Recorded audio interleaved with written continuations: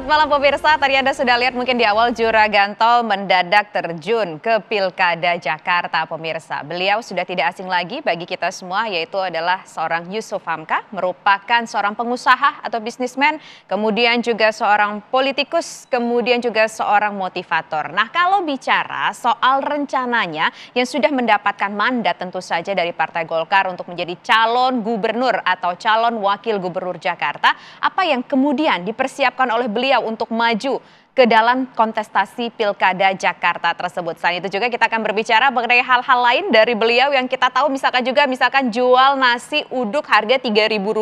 Itu kenapa? Ataupun juga nasi kuning harganya Rp3.000 pemirsa. Kenapa? Dan tentu juga banyak hal lain yang bisa kita korek dari beliau sebagai seorang bisnismen dan juga motivator. Langsung saja saya sapa, sudah bersama kami Babah Alun. Apa kabar? Assalamualaikum. Waalaikumsalam. Sehat, Bah? Alhamdulillah sehat. Terima Bagaimana, kasih. Mbak? Alhamdulillah saya juga Sehat, ya? sehat. Terima kasih sudah meluangkan waktunya. Kabarnya langsung dari kantor datang ke studio kita ya, Mbak, ya. Betul. Jadi nih, Mbak, gimana ceritanya nih? Kan kalau dengar-dengar Babak memang sudah di Partai Golkar sejak beberapa waktu yang lalu, sudah beberapa tahun yang silam begitu. Tapi bagaimana ceritanya akhirnya Babak mendapatkan rekomendasi, mendapatkan mandat untuk jadi calon gubernur atau calon wakil gubernur Jakarta? Saya juga sebenarnya nggak tahu rekomendasi itu, Mbak, bakal jatuh kepada saya. Ya, tapi saya syukuri aja bahwa itu kan kalau kita kan di kampung biasanya bilang, Alhamdulillah rezeki anak soleh gitu aja udah.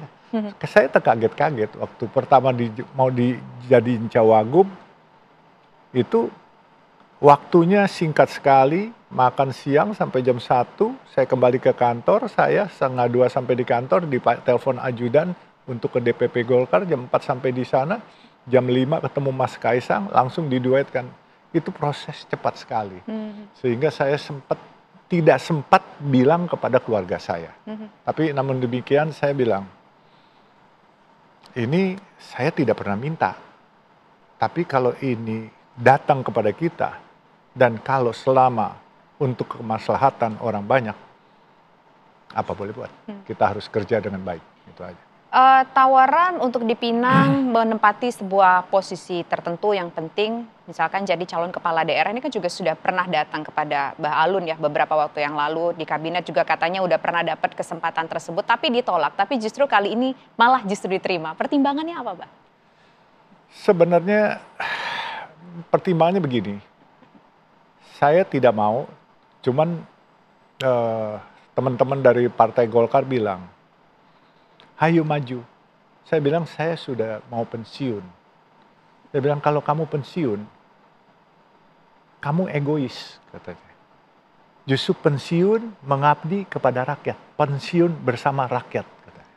Termasuk dari Wakil Ketua Umum PBNU pun juga mengatakan hal yang sama. Waktu saya ceritakan, saya minta restu, saya bilang saya mau pensiun aja ini, gitu.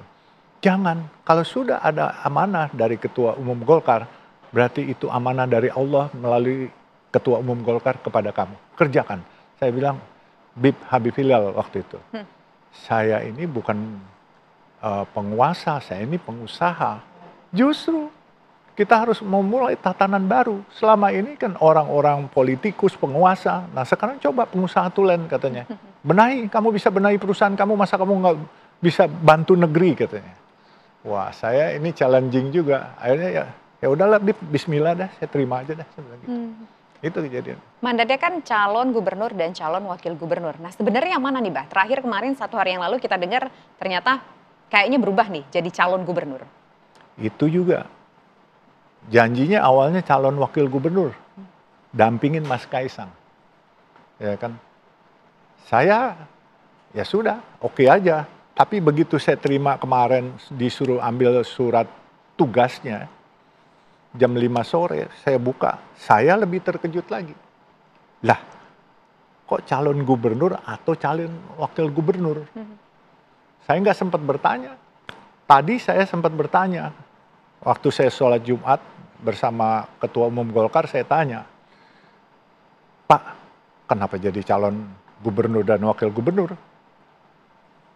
Kelihatan animo masyarakat senang sama kamu. Bisa aja kalau Mas Kaisang tetap di Jakarta, kamu wakilnya. Tapi kalau Mas Kaisang nggak di Jakarta, di Jawa Tengah atau provinsi lain, kamu harus siap maju. wow, saya bilang, I don't expect like this gitu. Beliau bilang, Pak Erlangga, langit udah atur, jalanin aja. Wow, ya sudah, saya bilang bismillah Pak, saya bilang, tapi saya tidak menjanjikan saya hebat, tidak. Saya manusia biasa. Tapi insya Allah saya akan kerja keras, saya pasti, saya bilang. Dan pasti membawa kemaslahatan umat. Sebab saya diajari sama guru saya, khairunas anfa'un linas. Sebaik-baiknya manusia adalah yang paling bermanfaat buat banyak orang. Jadi insya Allah saya akan kerjakan dengan baik. Tapi ngomong-ngomong nih berarti udah fix nih Mas Kaisangnya pergi ke Jawa Tengah. Walau alam. Pokoknya saya ini ibarat diri saya ini kunci Inggris. Kunci pas. Jadi mau dia baut ukuran 10, ukuran 5, ukuran 8 saya bisa dipasin. Jadi kalau Mas Kaisang misalnya kemari, insya Allah kalau dipercaya saya dampingin. Tapi kalau Mas Kaisang nggak kemari, ada Pak Anies Baswedan. Saya juga bisa kok menyesuaikan diri. Ada Pak Ahok, saya bisa menyesuaikan diri. Gampang lah kalau saya. Saya orangnya manut baik pokoknya. Yang penting kerja buat negeri, itu aja. Tapi agak menarik nih statement Mbak Alun barusan. Kalau sama Pak Anies saya juga bisa. Berarti ini ada wacana bahwa Pak Anies bersama dengan Mbak Alun juga?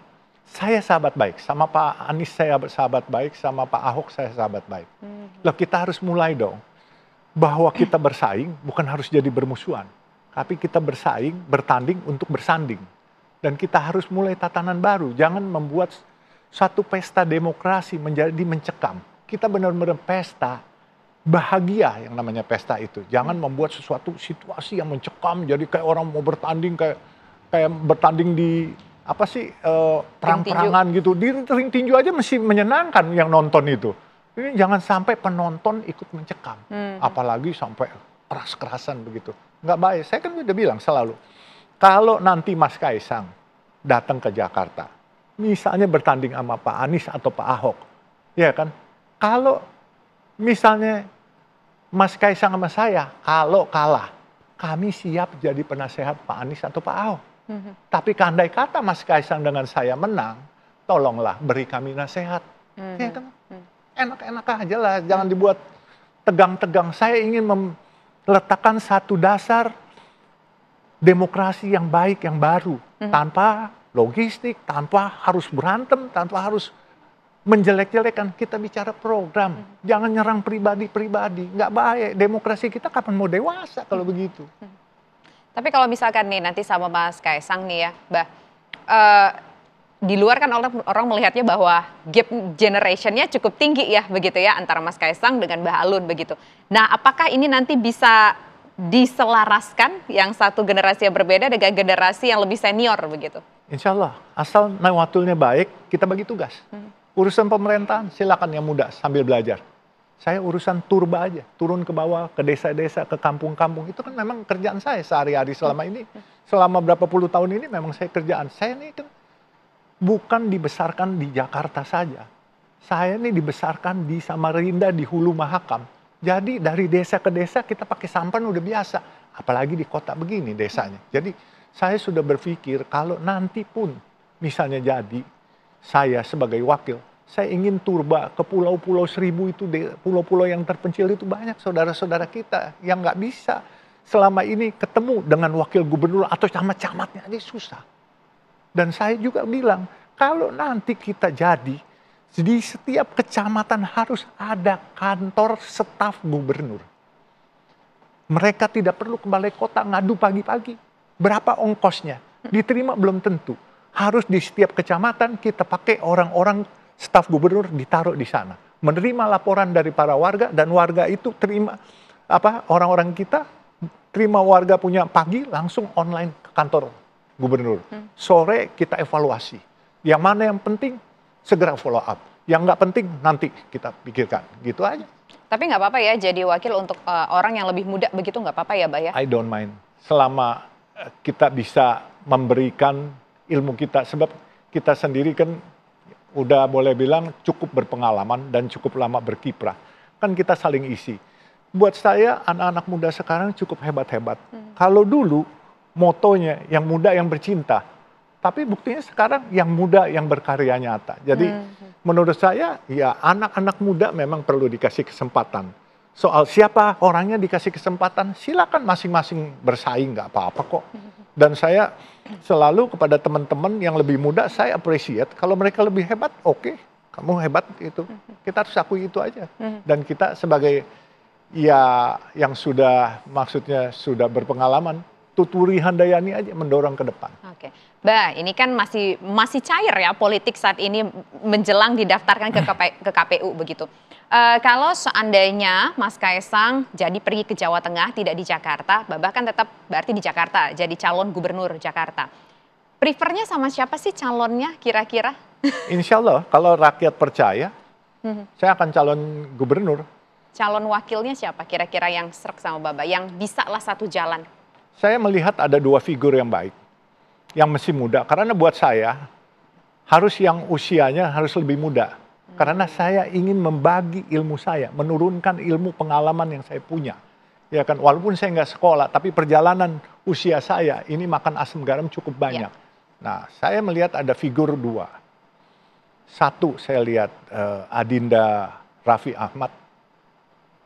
Ya kan, walaupun beliau seorang artis, tetapi saya yakin beliau juga bisa untuk mengikuti, menemani saya untuk membereskan masalah di ibu kota ini.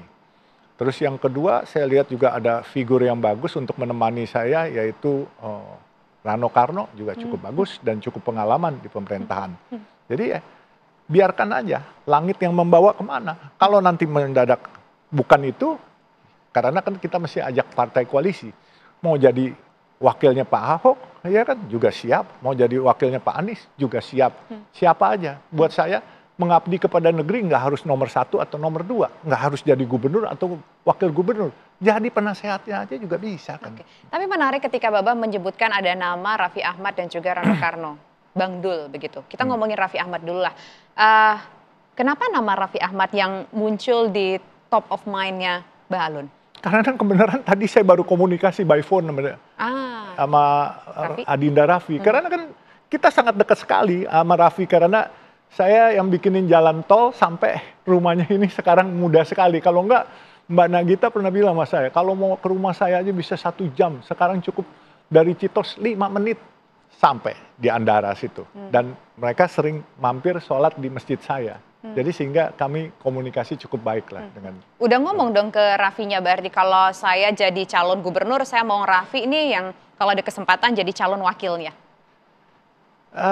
Secara gamblang belum, tapi saya rencana hari Senin, saya bilang Raffi di mana? Kalau nggak salah dia lagi di Solo tadi.